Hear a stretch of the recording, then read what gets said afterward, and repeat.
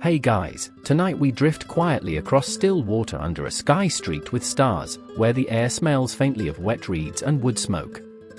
You're in the Valley of Mexico, long before streetlights or traffic or anything with a horn louder than a duck.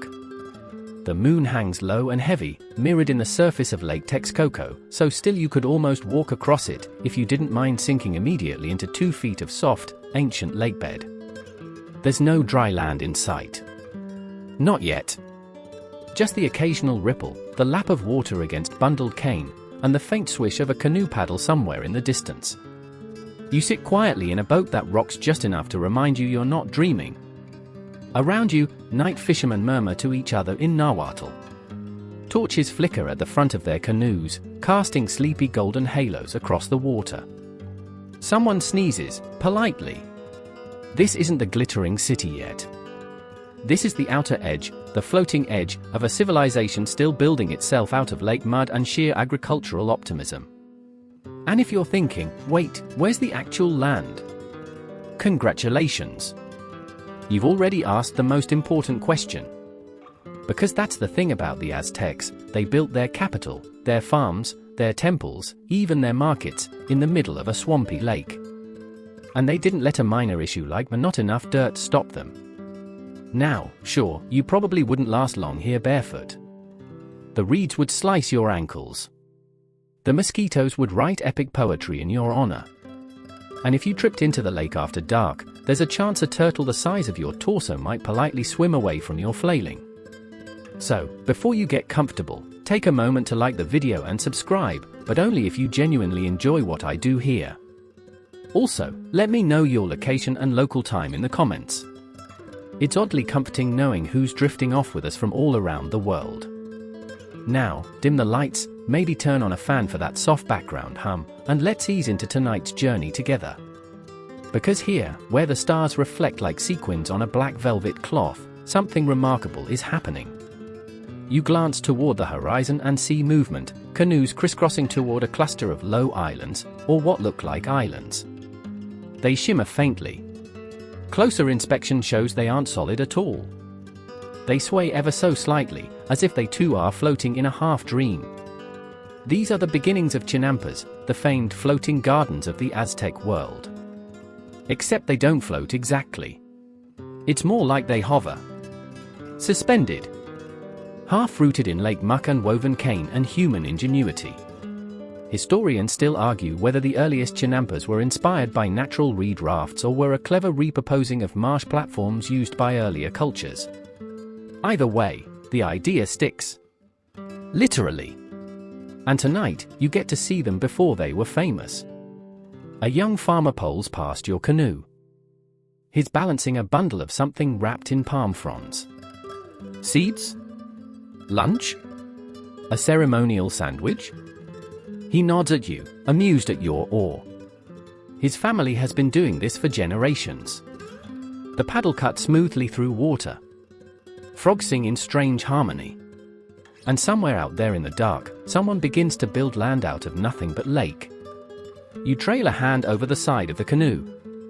The water is surprisingly warm. Silty. Full of stories. Somewhere below, there's a bed of lake sediment that will soon be heaved onto floating mats, layered over with compost, anchored by trees. It hasn't happened yet. But you can feel it beginning.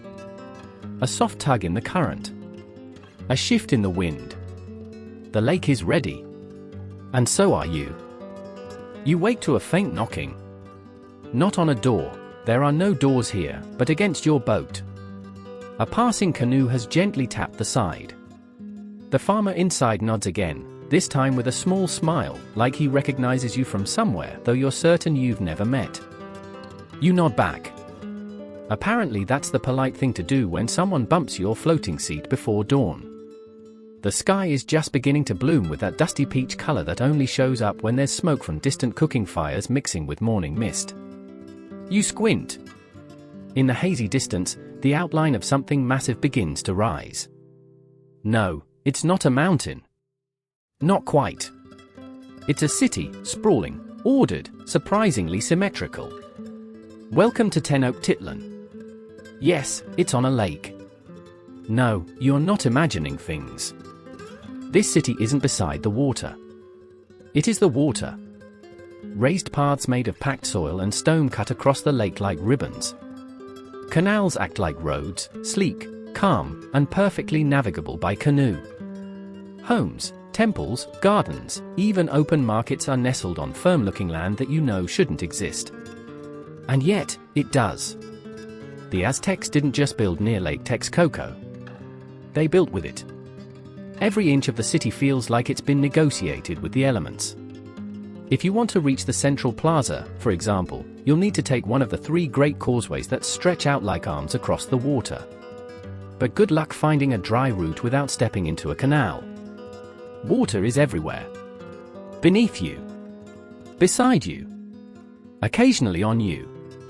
You step off the canoe onto a walkway that wobbles slightly beneath your sandals. Someone's uncle coughs behind you. Careful, he says. That one's new. He's not wrong. Many of these paths are still being packed down, repaired, or, in some cases, grown. The Aztecs don't waste time waiting for things to dry properly. If it mostly holds, it's probably fine. You pass families carrying baskets of soil, wood, and plants. Children skip along narrow walkways like it's totally normal to live in a city made of floating rectangles and semi-permanent bridges. And to them, it is. The market is just ahead, alive already with pre-dawn activity. Women arrange herbs in neat rows. A man sells tamales that smell like heaven wrapped in corn husk. Someone tries to trade 3 frogs for a feathered cloak. Historians still argue whether this was a fair trade or an early attempt at performance art.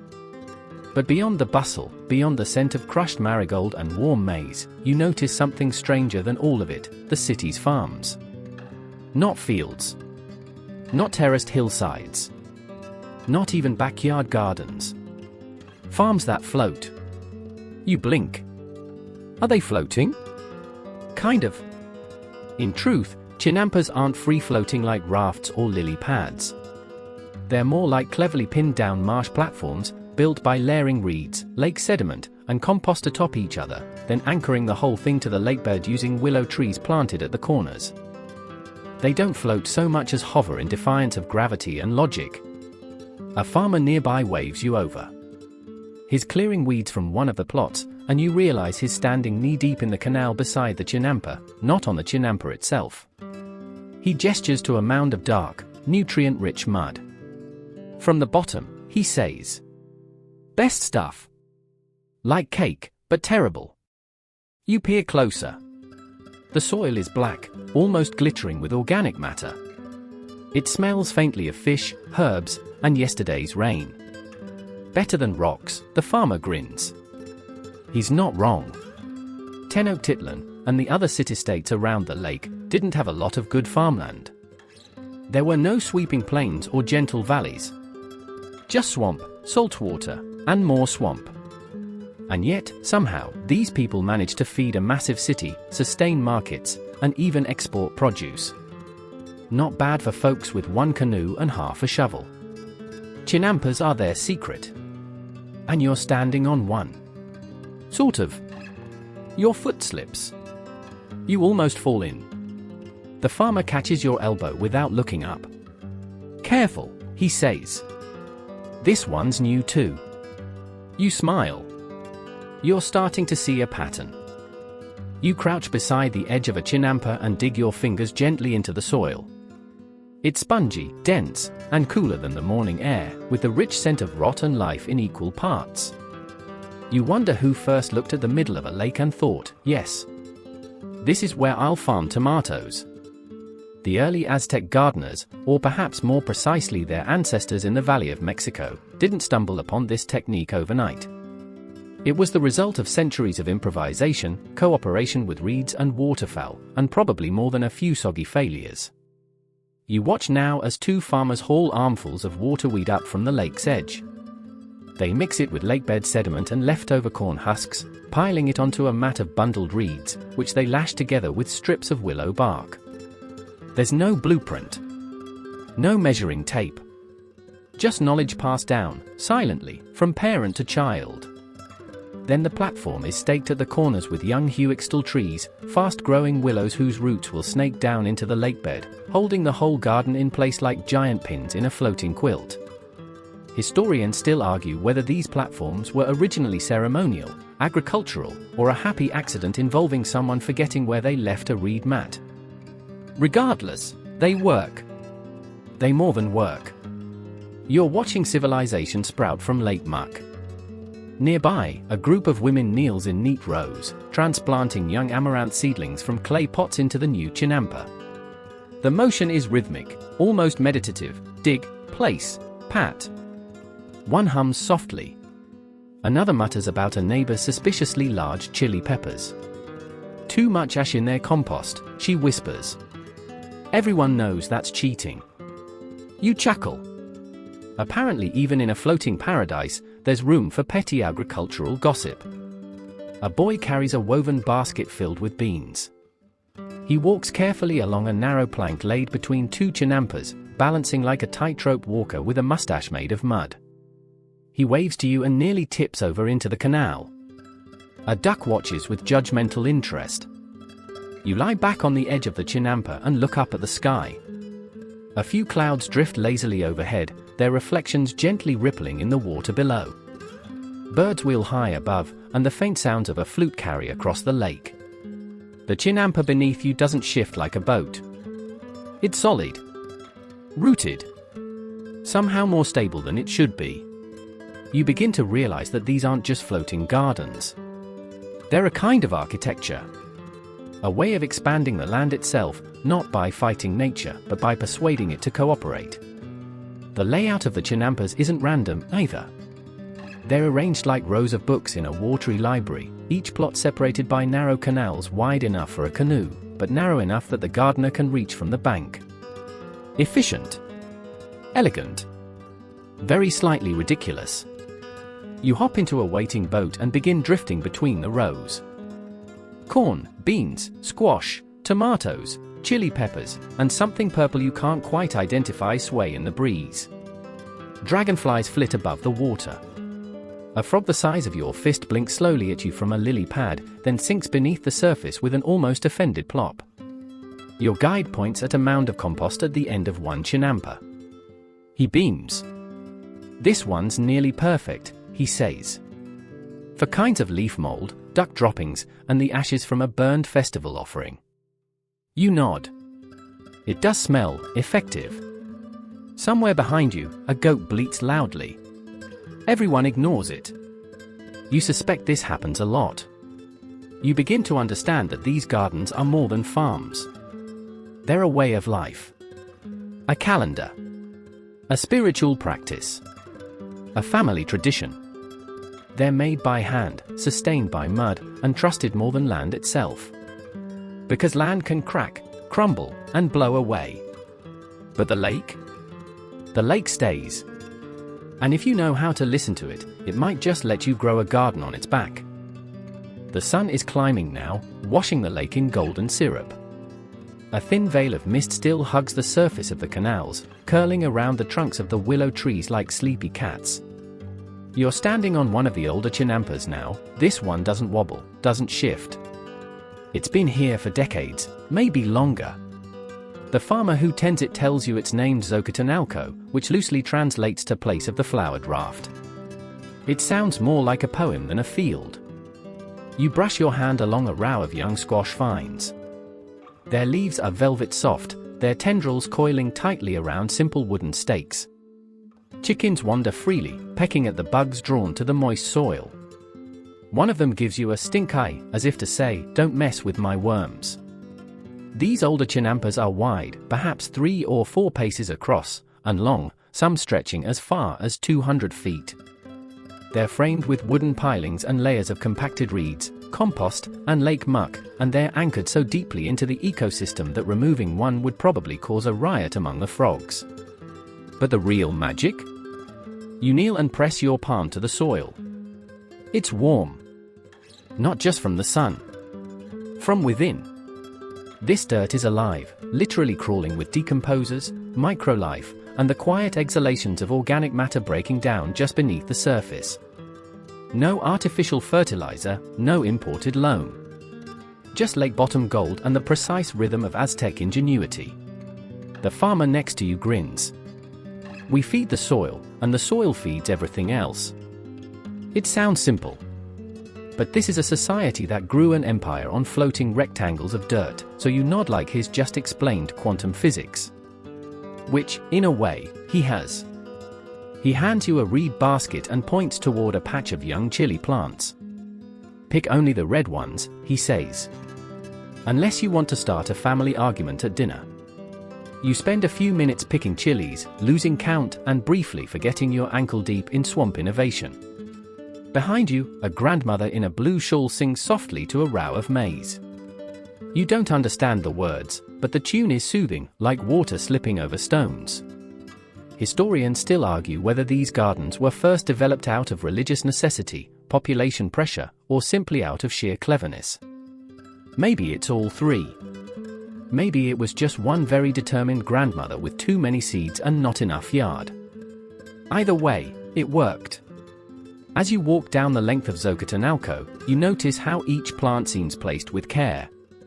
The Aztecs weren't just tossing seeds and hoping for the best, they understood soil chemistry, crop rotation, and plant synergy long before the words existed in textbooks. There's a neat row of maize, tall and straight. Between the stalks, climbing beans wrap like lazy snakes, and beneath them, squash vines spread out like leafy ground cover. The three sisters, as some would call them much later, each supporting the others, each helping the soil stay nourished and moist. You sit beside the canal and dangle your fingers in the cool water. Dragonflies buzz. A fish jumps. Somewhere a child is yelling at a turtle to get out of the compost. You laugh. You're not dreaming. You're just witnessing one of history's most peaceful revolutions, one quiet, green rectangle at a time. You're sitting on a pile of bundled reeds now, which, despite their innocent appearance, are surprisingly itchy in places you didn't think reeds could reach. In front of you, two teenage farmers are engaged in a heated discussion about mud. Specifically, which kind of mud is the best for layering onto a new chinampa. This one is too watery, says the taller one, lifting a dripping clump from a canoe bucket. It plops onto the mat with a sound that can only be described as judgmental. Better than yours, the shorter one retorts, scooping up a chunk so dry it crumbles on impact like a depressed cookie. Their grandmother sighs. Mix them, she says. Like every single generation before you. You smile. It turns out that even in agricultural masterpieces, teenagers will find a way to argue over dirt. This particular debate is not new. Historians still argue whether the precise layering of sediment, plant material, and compost was passed down via oral tradition, painstaking observation, or divine whispers from water spirits with excellent soil knowledge. What's clear is that it worked. And continues to work. You lean forward as the teens finally compromise, watery mud first, dry mud after, stirred together with an old canoe paddle until the texture resembles thick chocolate batter. Delicious if you're a tomato plant. Or a goose with questionable taste. Then comes the next step, raking. Using bundled branches tied with twine, they smooth the mud across the woven reed base in even strokes.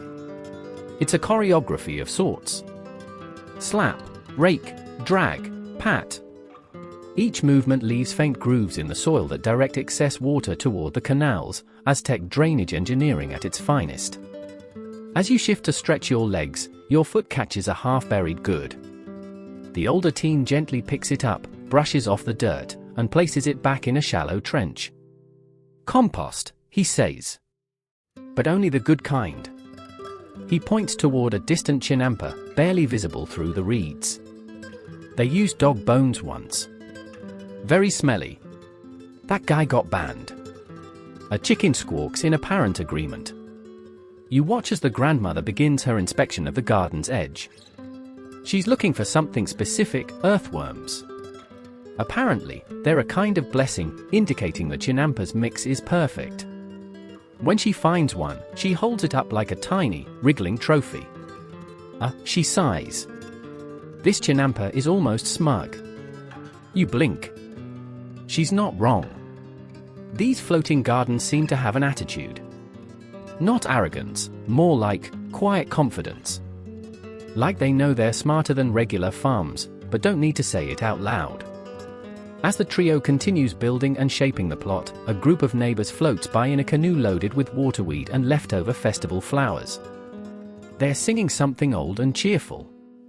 One of them waves a bouquet of marigolds like a victory banner. You wave back. And then something unexpected happens. A duck waddles past carrying a corn cob. No one reacts. Apparently this is normal. You decide not to ask. Instead, you lie back on the edge of the newest chinampa and let the sun warm your face.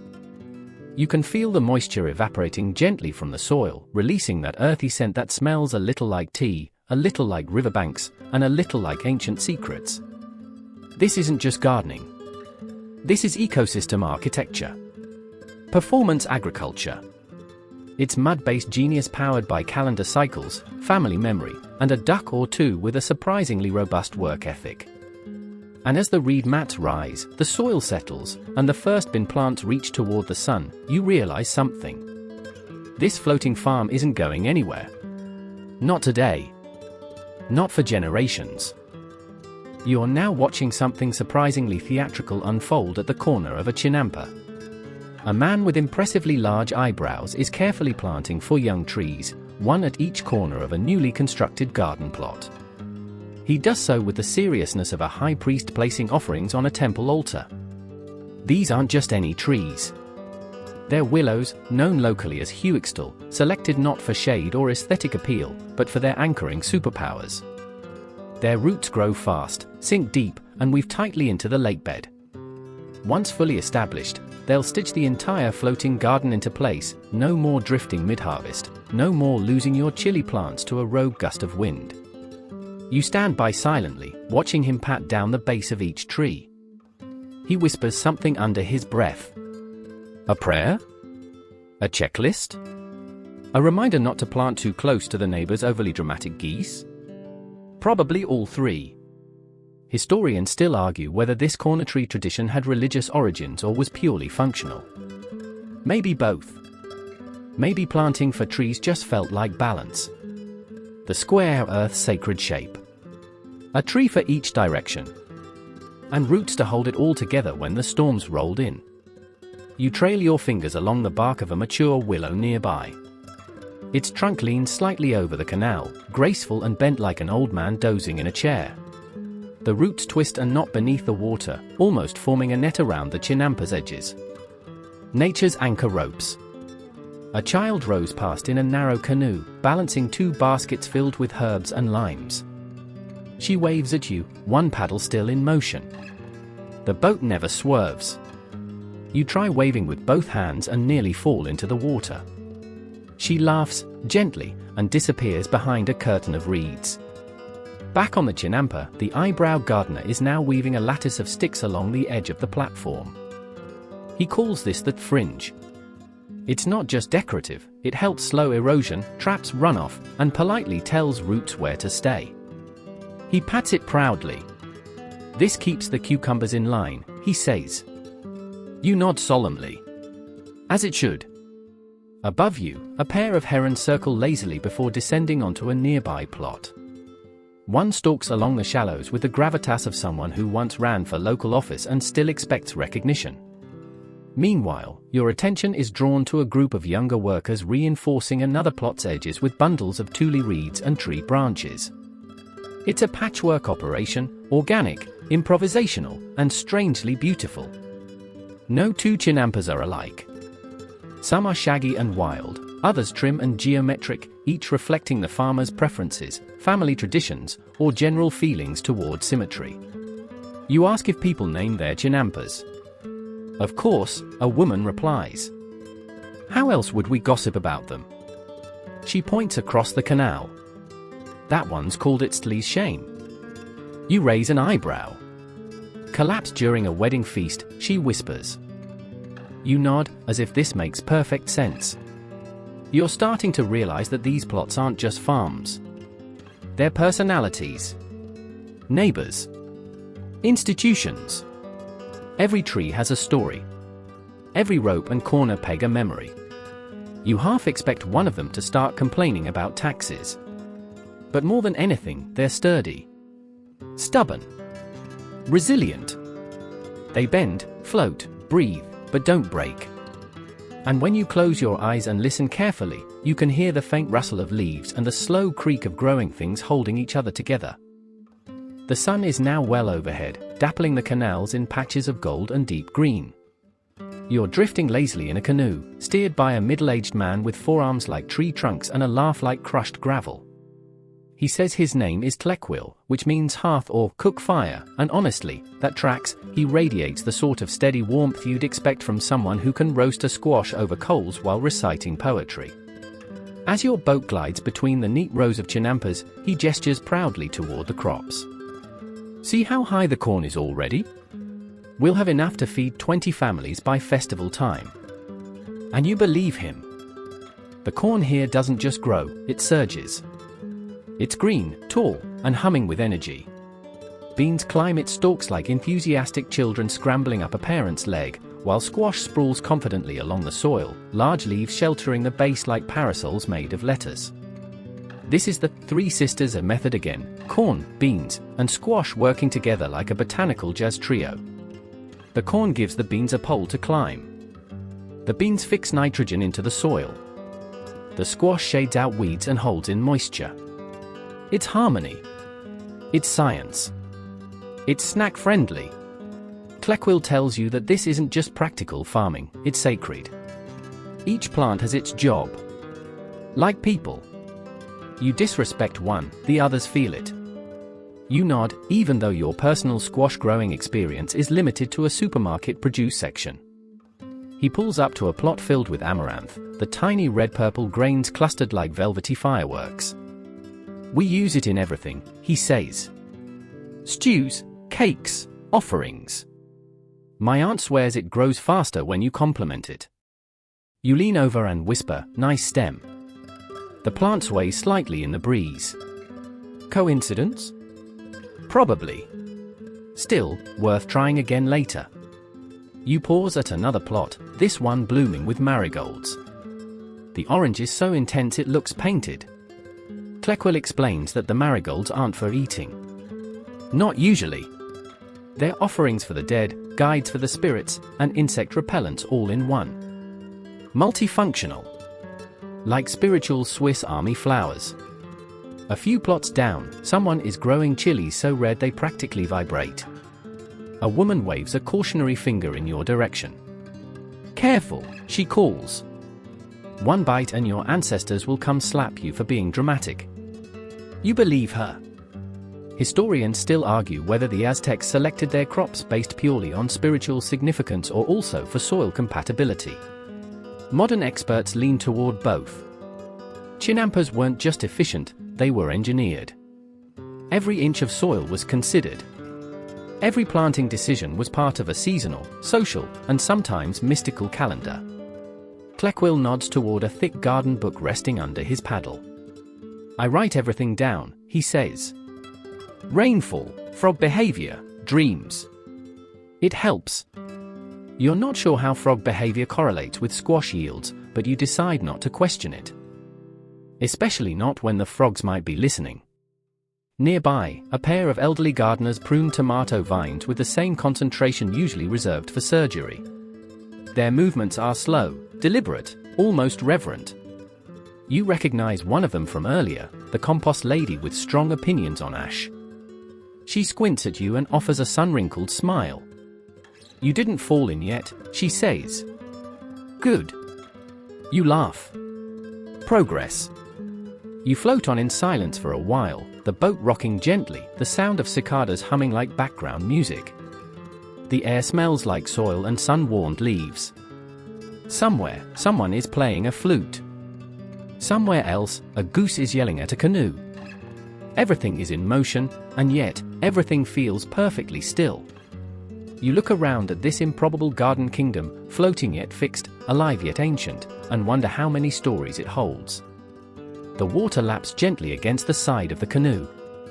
And you begin to feel that, in a place where beans grow up and squash sprawls out and corn reaches skyward like a prayer, anything is possible. The wind picks up slightly now, just enough to send a ripple across the canal, just enough to make the marigolds bob their golden heads in unison, like an audience agreeing with everything the sun has to say. You're walking along one of the raised earth paths between chinampas, your sandals sticking just slightly in the moist soil. It's not mud, exactly, it's commitment. Wet, rich commitment. A small boy runs past you carrying a bundle of reeds nearly twice his height. "New raft," he shouts. You step aside just in time to avoid being reed-smacked into the water. He waves over his shoulder. The reeds sway dangerously. You realize this is probably his third load of the morning. You've arrived at a place of assembly, not a market, not a temple, but something in between. People gather here not to trade goods, but ideas. It's an open space with a few sun-bleached benches, shaded by an awning of palm fronds and supported by what appear to be carved wooden posts. You sit beside a group of older men and women drinking atoll, that warm corn drink that tastes like someone boiled a hug. They're talking about calendars. Not just any calendars, the agricultural kind. One elder rolls out a woven mat stitched with pictographs. It's covered in suns, raindrops, ears of corn, frogs, feathers, and what might be a politely smirking god. He points to today's symbol, a pair of eyes and a maize stalk. "Watch your crops," he mutters. "Something's coming." You ask what kind of something. He shrugs. "Rain, probably. Or caterpillars." You nod. Both seem equally likely. This, it turns out, is how decisions are made, through a mix of astronomy, gut instinct, frog patterns, and memory older than conquest. The Aztecs knew their seasons not just by temperature, but by the color of a sunrise, the taste of the wind, the tone of a bird's call before dawn. It wasn't superstition, it was science wrapped in metaphor, calibrated over centuries. Historians still argue whether the Aztec agricultural calendar was more effective than the European systems of the same era. But when you look around, at the vibrant crops, the synchronized harvests, the general lack of starvation, you're inclined to side with the folks who built floating farmland from lake sludge. A woman arrives balancing a basket of dried fish on her head. She sits, passes out strips like bookmarks, and mutters about her neighbor's overconfident zucchini. Everyone agrees she's probably right. You glance at a carving on one of the wooden poles. It's a symbol you've seen repeated across several chinampas, spirals with roots, water lines, and tiny maize stalks. "That's the glyph for Tilok," says the elder beside you. "The rain god. Keeps us nervous. Keeps us honest." You ask what happens when the rain doesn't come. He frowns. "Then we dance." And dance they do. He points to a patch of beaten earth beside the meeting space.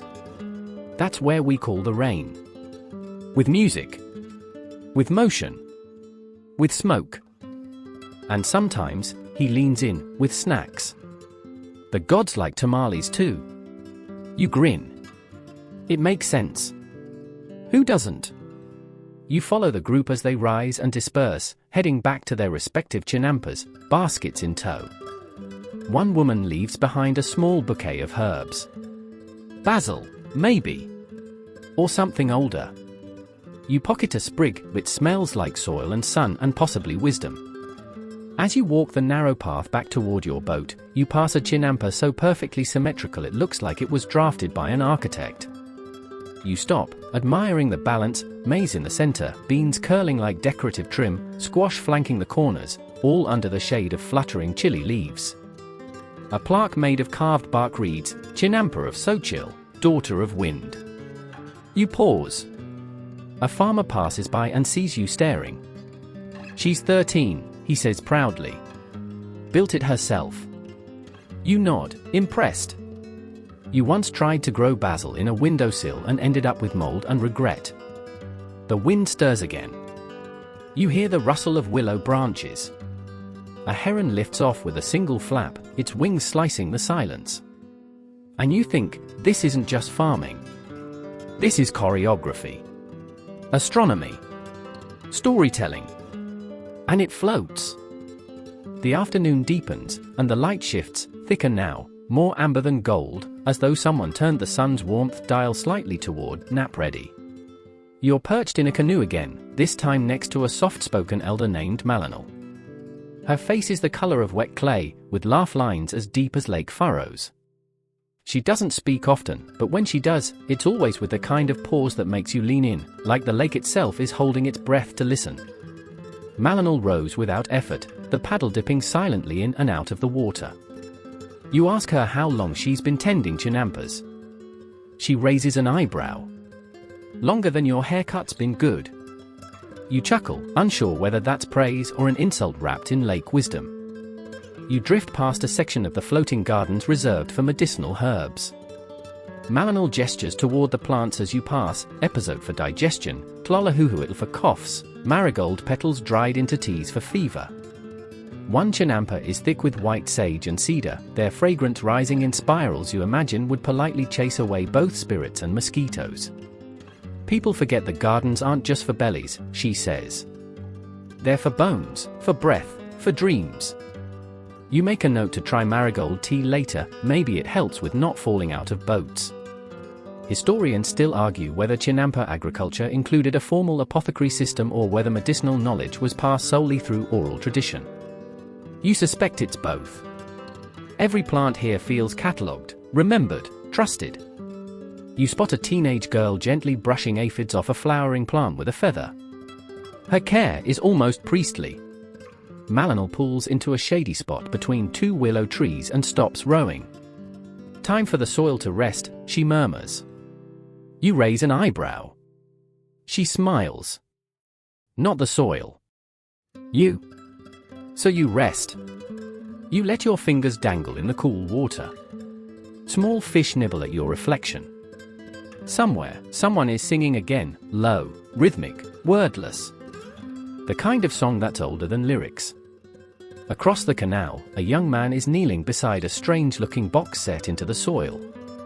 You ask what it is. Moisture trap, Malinal replies.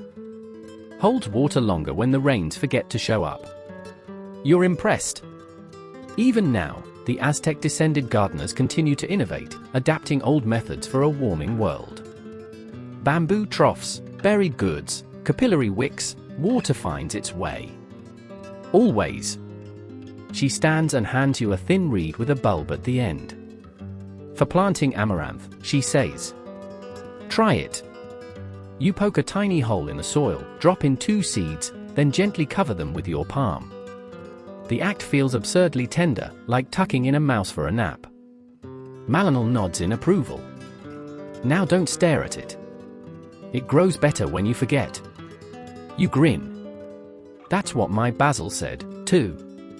She lets out a dry laugh. In the stillness that follows, you begin to notice how alive everything is, not loud, not flashy, but persistently present.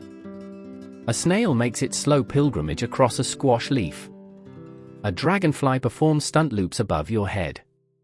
The roots of the willow beside you arch like ribs into the lake, holding the edge of the chinampa with quiet, sopping strength. The boat rocks gently as Malinal resumes rowing. You pass a plot filled with wildflowers, planted in a spiral. For bees, she says. And the dead. You don't ask for clarification. You just nod. The sky begins shifting toward evening hues, lavender, melon, that exact dusty rose you only ever see in old postcards and sleepy dreams. It reflects off the water and paints every chinampa in the color of secrets. And as Malinal rows toward the village lights that flicker like fireflies in the distance, you begin to understand. Floating gardens aren't about survival. They're about memory. About growing things not just because you need them, but because you remember how to. The village comes into view as the sky begins its slow yawn into twilight, slipping from pink to lavender to a rich, sleepy blue. Paper lanterns sway from wooden poles, their warm flicker mirrored in the calm surface of the canal.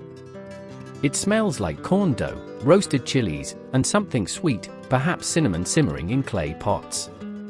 You've arrived just in time for Tilitlazoli, a communal evening meal shared among chinampa farmers and their families. Malinal docks the canoe with the softest bump imaginable, hops out with the grace of someone who's done this 1,000 times, and beckons you to follow. The gathering takes place under a wide open canopy built from tree branches and woven mats. Everyone seems to know exactly where to sit.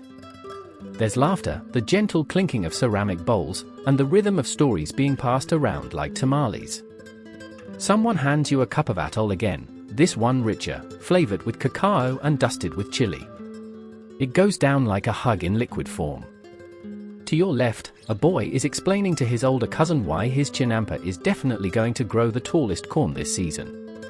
To your right, a grandmother is recounting the tale of a chinampa that floated away mid-harvest because someone forgot to plant anchoring trees. The moral, apparently, is never trust a cousin with loose knots. You chuckle and dip a tortilla into a pot of black beans. Across the table, a teenage girl named Yesenia is sketching out plans for a new chinampa on a piece of bark parchment. Raised edges for rainfall, she says. More marigolds at the corners. They help with ants. You ask if she's planning to take over her family's garden. She grins. Already have. Papa just hasn't noticed yet. Someone plays a slow, looping melody on a flute. It sounds like wind and dreams braided together. The background chatter fades slightly, and in this hush, Yesenia leans in and says, "Did you know our ancestors believed the chinampas could listen?" You raise an eyebrow. She nods. They say the plants grow better when they hear laughter. Or singing. Or even quiet thoughts. You think back to the woman whispering to her maize earlier. You remember the songs sung to the rows of beans, the way the willow trees sway as if nodding along. Historians still argue whether such beliefs were metaphors or meant literally. But as you sit surrounded by people who speak to soil and smile at seedlings, it's hard not to believe, even just a little, that listening gardens might be real. You notice a group of children placing little offerings, seeds, flower petals, even pebbles, at the edge of the dock. For the water spirits, someone explains. To say thank you for holding up the gardens.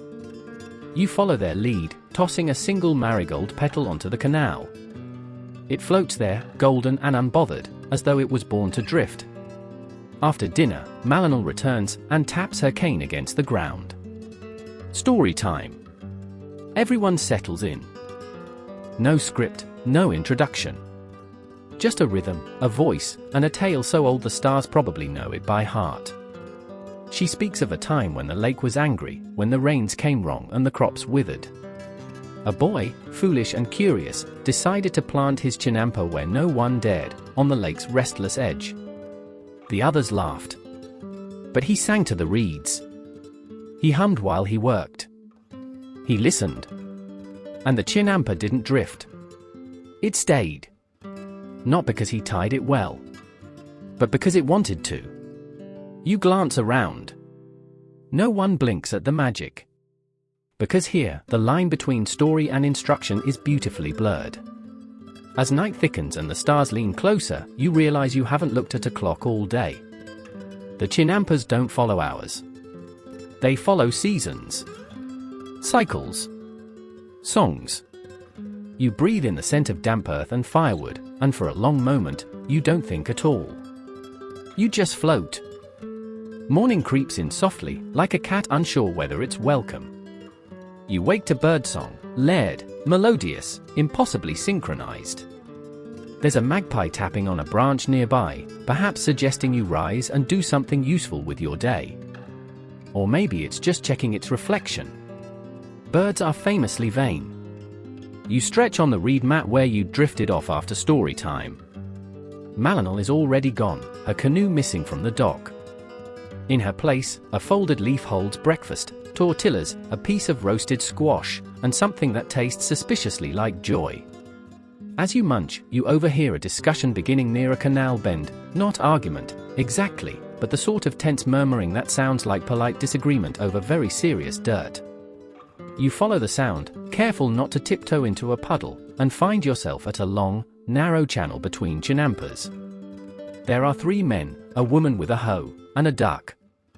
The duck is not part of the dispute. At least, not on purpose. This ditch used to flow straight, says one man. It still flows straight, replies another. It's your chinampa that's slumped. The woman sighs and slaps the hoe into the dirt for emphasis. We can't all build our foundations on turtle gossip and hope. You admire the poetry in her insult and step closer. Turns out, you're witnessing one of the most important and overlooked rituals of chinampa life, irrigation negotiation. When your entire livelihood depends on water flowing evenly and fairly, every canal becomes a courtroom. A clogged ditch? Catastrophe. A diverted stream? Personal betrayal. A neighbor sneaking more water than their share? Scandalous. A group gathers to observe, including a grandfather with a reed measuring stick and a young boy clutching a drawing of how he thinks water works. It features waves, frogs, and an oddly buff axolotl. The elders weigh in. One points to a line of algae that shows how high the water level used to be. They debate respectfully, using terms like flow memories and ditch etiquette.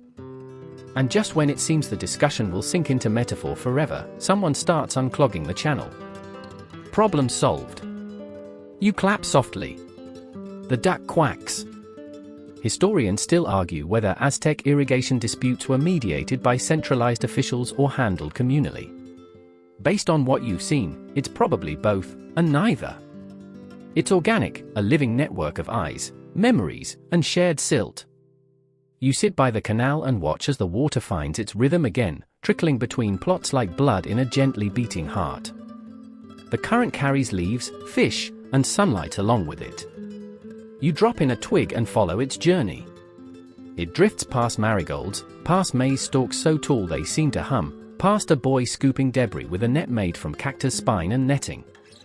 In the distance, a farmer adjusts a system of small wooden gates. These regulate the water into individual chinampas, some needing more, some needing less, depending on what's growing and how grumpy the squash looks. You learn quickly that managing these channels isn't just technical, it's emotional. I give too much water, one woman mutters to herself, and the chilies go soft. I give too little, and they sulk.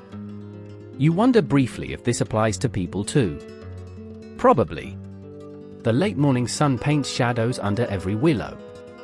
Farmers sit for a moment, balancing on the edges of their plots with that air of proud exhaustion only gardeners and cats possess. It's not just about growing things. It's about maintaining harmony between water, soil, neighbors, ducks, and the unpredictable moods of chili plants. Someone brings out clay cups of pulque, fermented agave nectar, cloudy and sweet, and offers one to you. You take a sip. It tastes like a soft sigh. Around you, conversations resume. How many more planting days before the next moon phase, how to stop the beetles from chewing through the sunflowers again, and whether the compost pile has been cursed by the neighbor's jealous aunt. All valid concerns. You close your eyes briefly and listen. Water. Voices. Wind. The creak of canoe wood. It's not noise. It's a pulse. And every chinampa beats in time. The sun climbs higher, scattering light across the lake like powdered gold. You're standing near a chinampa that's unlike the others, not because of its crops, but because of its guardians.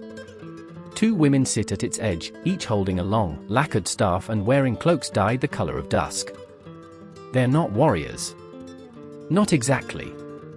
They're watchers, caretakers of stories, rules, and traditions tied to the land beneath their bare feet. One nods as you approach. This one, she says, gesturing to the chinampa, is protected by memory. You smile, unsure what that means. You're learning that on chinampas, nothing ever means just one thing. This particular plot has been tended by the same family for generations.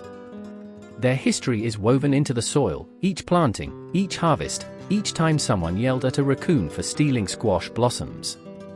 And now, they've done something rare, they've invited you to visit the ceremonial garden. It's smaller than most chinampas, more decorative than practical.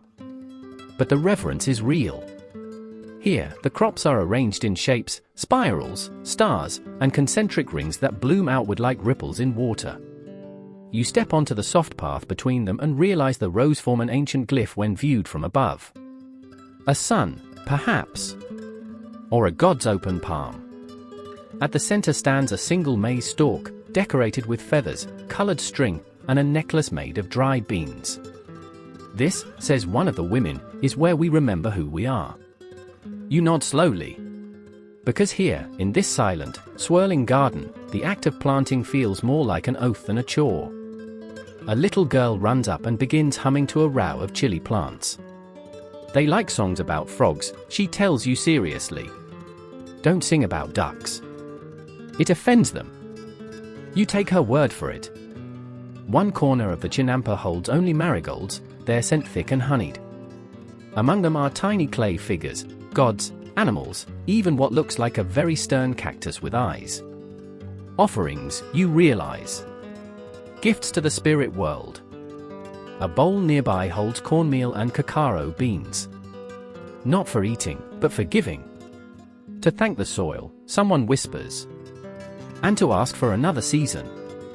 Historians still argue whether these ceremonial gardens were widespread or localized. But there's no debate about their intent. They tied the physical and spiritual worlds together through root, ritual, and repetition. You notice that the women with the staves are drawing something in the dirt, a sort of diagram or map, maybe. As you move closer, you see it's a planting guide, annotated with symbols, lunar dates, and what might be prayers disguised as farming tips. Newcomers think the chinampa is the invention, one of them says. But this, she taps the diagram gently. This is the real genius. You tilt your head. She explains that floating gardens are only as strong as their patterns, the unspoken knowledge passed through generations, the subtle balance of timing, spacing, and intention. And that includes knowing when not to plant. She points to a section left bare. That spot rests this year. It's tired. You blink. Soil gets tired? She smiles. Don't you? Fair point. You walk slowly around the ceremonial space. Bees buzz lazily through clusters of basil. A turtle sunbathes on the canal's edge like a bored security guard. Somewhere behind you, a flute begins again, higher pitched this time, playful, curious. And for just a moment, standing in that sacred spiral of herbs and feathers, you feel like you're part of something older than empires. Not a visitor, not a tourist. Just another warm body breathing in rhythm with a floating garden that listens. A breeze stirs the maize leaves. The feathers sway. You feel very small, but also very safe. The sun has begun its slow descent, painting the sky with peach-colored streaks and the lake in molten reflections. You trail behind a pair of scholars, priests, really, but the kind who smell of ink and old paper rather than incense.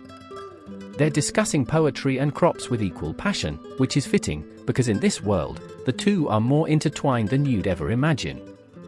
You follow them into a shaded structure made of woven palm mats. Inside, it smells like damp earth and crushed flowers. Long scrolls of bark paper hang from pegs, each one covered in neat lines of pictographic writing. These are not merely inventories of seeds or planting schedules, they are odes. Odes to maize. Odes to squash. Odes to the blessed bin who grows with both arms open wide. One scroll begins with a line that roughly translates to, "Oh, noble corn, with your golden teeth, you smile in rows and feed my soul." You stifle a laugh, but the priest scholar beside you nods solemnly. It's meant sincerely, he says. But also, yes. It's funny. You're handed a reed pen and offered a flat sheet of bark. Write your gratitude, the older one says. To the thing that's fed you most today. You pause, pen in hand, and then draw something that vaguely resembles a tamale. They nod approvingly. You're allowed to hang it next to the others. In the far corner of the room, another priest is grinding pigment from flower petals, blues from morning glories, reds from cochineal beetles, yellows from dried marigold.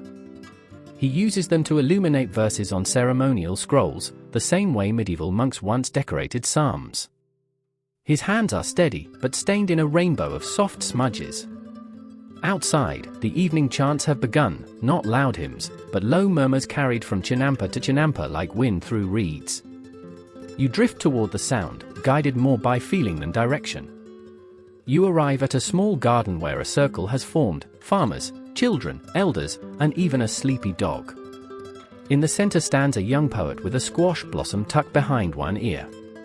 She recites, "To the root that clings in mud, thank you. To the water that carries my face, thank you. To the sun that bakes my back but blesses the seed, thank you.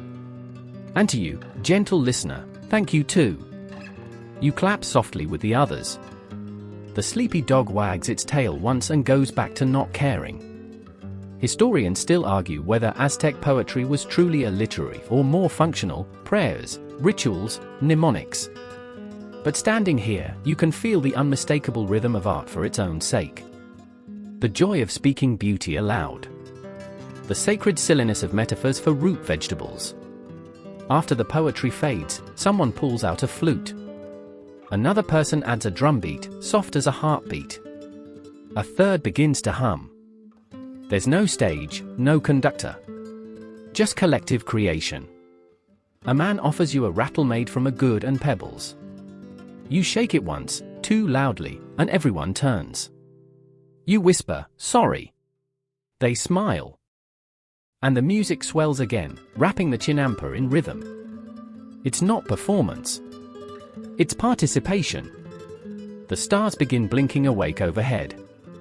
Someone passes around cups of warm hibiscus tea.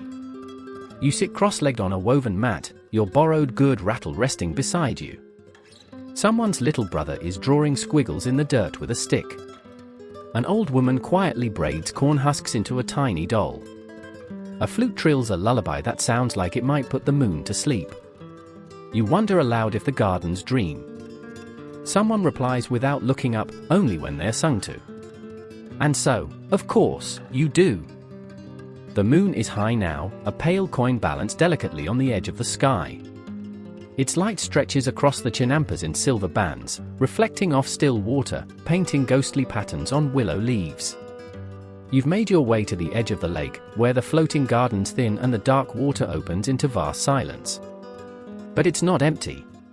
There's someone waiting, an old man named Tecuhtli, sitting alone in a narrow canoe shaped like a half-smile. His skin is a map of time, and his voice, when he speaks, feels like it's been fermenting in the dark for decades. "You want to see the first garden?" he asks. You nod. "Of course."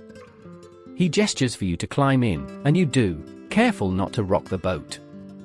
As he rows, the city lights fade behind you. The sounds of laughter, flutes, and frogs fall away. Even the ever-chatty ducks seem to respect the quiet here. Tecuhtli doesn't talk much, but when he does, his words arrive like puzzle pieces carved from obsidian. "They say the first chinampa wasn't built by hands," he murmurs. "It rose on its own. The lake gave it. Or maybe stole it." You don't ask for clarification. You've learned better. As you drift further into the shadows, you notice the water is darker here, thicker almost, as if carrying old thoughts. Strange plants float nearby, are broader leaves, twisted stems, petals that seem to close as you approach. The air is cooler. Not cold, but ancient. And then, just ahead, you see it. The garden. Not larger than the others. Not grander. But older. The trees on its corners are impossibly tall. The soil, dark as ink.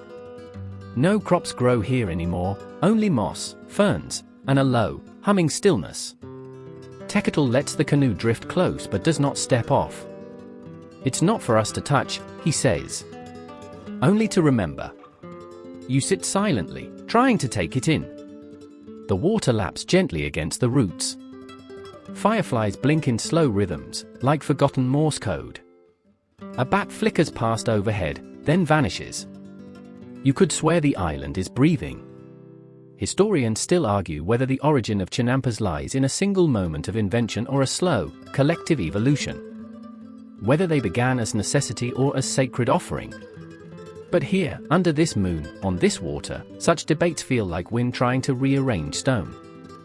The truth is, this garden feels eternal. You close your eyes. You imagine the first hands, muddy and calloused, shaping reeds into rafts. You imagine laughter, frustration, triumph. A man yelling at the wind. A woman singing to her seeds. A child watching a sprout with the same awe you now feel for the stars. When you open your eyes again, Tecuhtli has turned the boat around. He rows in silence, and you leave the island behind, though a part of you is sure it will follow. Back near the village, the lanterns have dimmed. Most people are asleep, curled on mats or nestled in hammocks that sway like fishing nets hung from the breeze. The gardens themselves look drowsy, maize stalks bent, flowers half closed, canoes tied like shoes beside soft docks. Tecuhtli guides you to the shore. You won't remember everything, he says as you step out. But the garden will. You nod, even though you're not quite sure what he means. You walk alone now. Past sleeping plots. Past willow shadows. Past a frog attempting to serenade the moon. And then you stop at your favorite chinampa, the one with the amaranth rose and crooked scarecrow that someone lovingly named Xochitl. You lie down beside it, on a patch of soft grass, and let your hand rest in the soil. Warm. Patient. Listening. The final stretch of night is the quietest, those sacred hours when even the stars seem to whisper more softly, and time forgets to tick quite so loudly. You're back where it all began, curled up near the reed mat where you first met Malinal. The lake is still. The chinampas breathe slowly, as if asleep themselves. A soft drizzle begins, more mist than rain. The kind that kisses the skin instead of soaking it. It smells of wet earth and green things growing. You glance around. Most of the village rests now, bundled in shawls or shaded by thatched roofs. The farmers have hung their tools. The frogs have lowered their volume. Even the ever-busy ducks have tucked their bills under wings and drifted into feathered dreams. But not you. Not yet. You find yourself watching a nearby plot where a boy, no older than 10, sits cross-legged beside a mound of beans. He's speaking to them, voice barely audible. You only catch fragments, grow tall like uncle, and don't be scared of the wind. There's no one else around. No audience. Just a child talking to plants because somewhere, someone told him it mattered. And somehow, you know it does. You stroll once more through the chinampas, revisiting all you've seen. There's the ceremonial garden, now glistening with dew. There's the irrigation ditch where the duck presided over drainage diplomacy. There's Yesenia's experimental plot, with its little marigold army guarding the beans. You pass Tecuhtl's dock, empty now, but his paddle marks still trail across the water. You're beginning to feel it, the heaviness in your limbs, the gentle unraveling of thoughts. Still, one last gift awaits. At the far edge of the village, a woman tends a chinampa alone. Her name is Izel. You haven't met her until now. She wears a shawl the color of rain clouds and hums as she harvests amaranth with a curved obsidian blade. She sees you and smiles. You've stayed long, she says, brushing rain from her brow. That's good. The chinampas like people who don't rush. She offers a handful of amaranth grains. You take them, unsure whether to eat them or plant them. She leans in slightly and says, "They are for dreams." You nod. You pocket the grains. As you turn back, the sky begins to pale. Not sunrise yet, but close. A faint blush over the lake's edge. It's time. You return to your reed mat. You lie down. The breeze sighs one final time through the willows.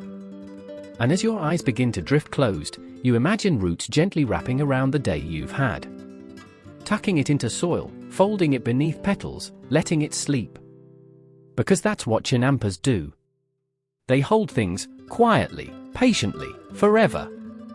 Now, let your breath slow. Let your thoughts settle like soft silt in the bottom of a calm canal. You are no longer walking between rows of maize. No longer trailing water with your fingertips or listening to frogs debate the moon. You are floating, effortlessly, gently, like a petal on the surface of a lake that's forgotten how to ripple. The chinampas are far behind you now, resting in the twilight of memory. But their rhythm remains, echoing in the space between your thoughts. Steady. Simple. reassuring. There is nothing more to plant tonight. No seeds to count. No songs to sing. Only stillness. And soil. And stars. Let your limbs sink into the earth beneath you, imaginary though it may be. Feel how it supports you. How it remembers. How it gives without asking. If you listen closely, you can still hear the water lapping against wooden beams. The creak of a distant canoe. The hush of willows dancing in the hush of dawn. You are held. You are home. And when you sleep, perhaps the gardens will dream with you. Perhaps they already are. Good night, traveler. Sleep well. You've earned it.